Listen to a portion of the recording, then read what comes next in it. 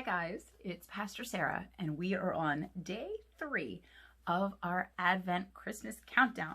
And so Minnie is back, but you'll notice she's wearing the same stuff, and that's because today she got a really cute little circle skirt, but she didn't get a top. And Pastor Sarah has one rule, and that is that we cover our bits and pieces, so I didn't really want Minnie going topless. So hopefully the next day or so she'll get a little sweater or a little top to go with this, and then we'll change her out. But she's rocking the same outfit today. So we look forward to getting her updated when her next clothing piece arrives. And today we're going to go back to our big Advent calendar of books, and we're going to pull out book 3.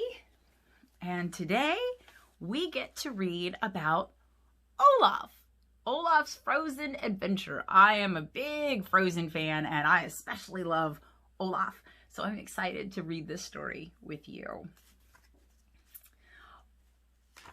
Let's see. Olaf burst out of a Krakensakaki. Okay.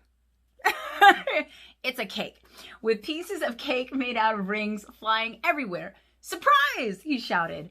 Olaf, not yet, said Anna. Elsa smiled. The surprise holiday party starts after the Yule bell rings. It was Arendelle's first holiday season in forever, and the two sisters would be spending it together with their kingdom. The castle courtyard was filled with festive townsfolk. Everyone had been excited as Kristoff and Sven brought in the Yule bell. Bong, bong, bong. The bell rang out and all the villagers cheered. But then they started to leave.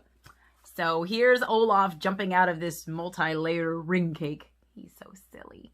And here is everybody kind of gathered in the courtyard of the castle. And this is that bell that's ringing.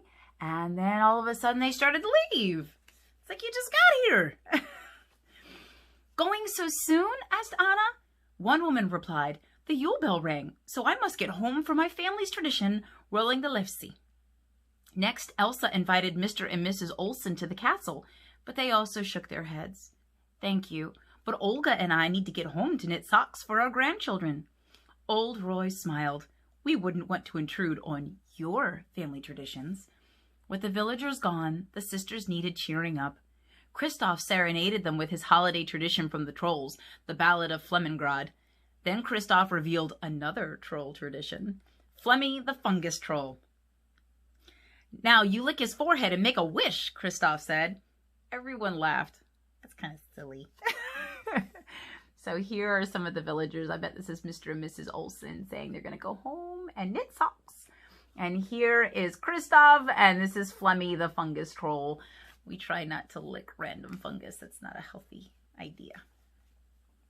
Olaf followed the sisters into the ballroom. He couldn't wait to hear what Anna and Elsa's holiday tradition was. Do we have any traditions, Elsa? Asked Anna. Do you remember? After the gates were closed, we were never together, Elsa replied. I'm sorry, Anna. It's my fault we don't have a tradition. Olaf ran to the stable. Sven, Anna, and Elsa don't have a holiday tradition. Then he had an idea. Let's go and find the best tradition Anna and Elsa have ever seen and bring it back to the castle. Olaf hooked Sven to Kristoff's sleigh, and the two immediately set off. Olaf knocked on the door of the first house they came to. What is your holiday tradition? Olaf asked a young boy and his mother. We make candy canes together, the boy handed one to Olaf. Olaf pulled out his carrot nose and popped in the candy cane. His eyes whirled. Ooh, sugar rush. Olaf and Sven stopped at different home after home to learn about different holiday traditions. They loaded all the traditions onto Sven's sleigh so they could take them back to Anna and Elsa.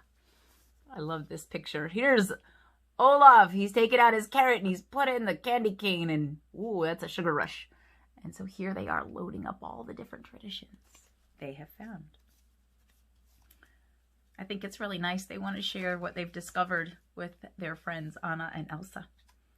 At their last stop, Olaf found the entire Oaken family celebrating in the sauna. A sauna is a really hot room where you use steam to make it really warm, and You kind of sweat a little bit, and a lot of people think that's a very healthy thing to do. It gets too hot for me. It's not my favorite thing to do. I'm more of a pool kind of girl. So it says that Olaf thought it was a great tradition and added a portable sauna to the pile. But the hot coals from the sauna caused problems. The sleigh caught fire, and the traditions began to burn. When the sleigh went over the cliff, Sven and Olaf landed on opposite sides of the ravine. So here's the Oaken family, and there's sauna. You see the hot coals in the middle making steam.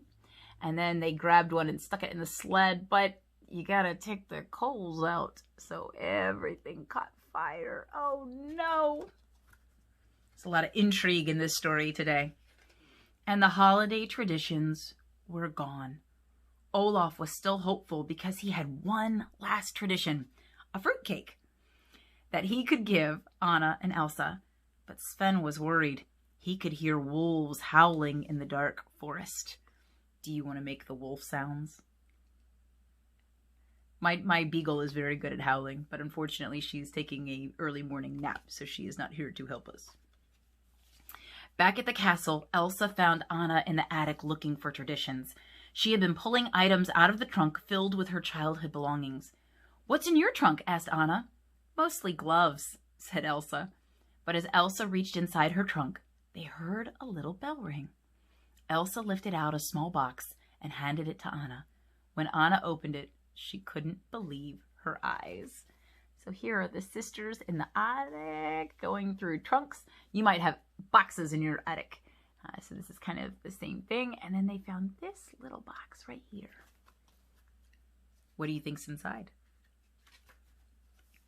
Suddenly, the two sisters heard a kerfluffle and ran down to the stable where Sven was trying to tell Kristoff something. "Olaf is lost in the forest," said Anna. "And being chased by hungry wolves," said Elsa. The sisters knew they needed to gather everyone and search for Olaf right away. Look at Sven trying to communicate Olaf is lost in the woods. Anna, Elsa, Kristoff, and Sven headed into the forest with a search party of villagers calling out Olaf's name. Suddenly the sisters spotted a carrot sticking out of a snowdrift. "Olaf!" Olaf explained how he had lost all the traditions he had collected for his friends, even the fruitcake, which had been grabbed by a bird. "I'm sorry you still don't have a tradition," the little snowman said.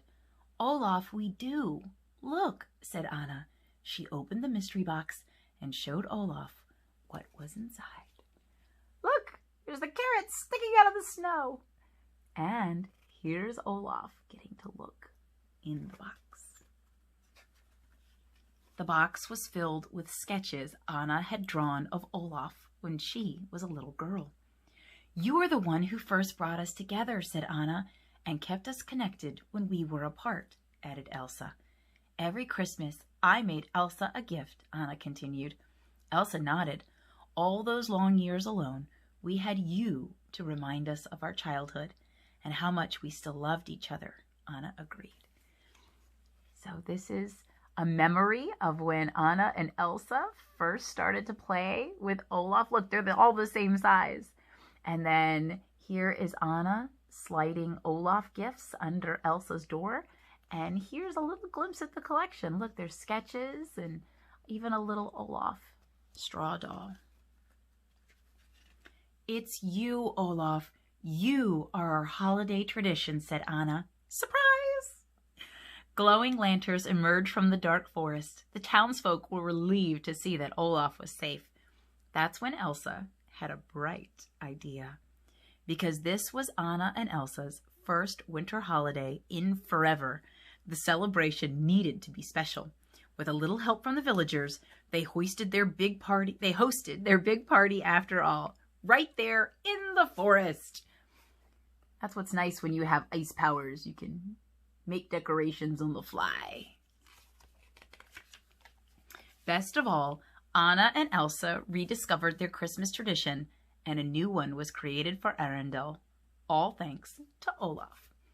So it didn't go the way Olaf thought it would, but he was still able to help Anna and Elsa discover that they too had a holiday tradition.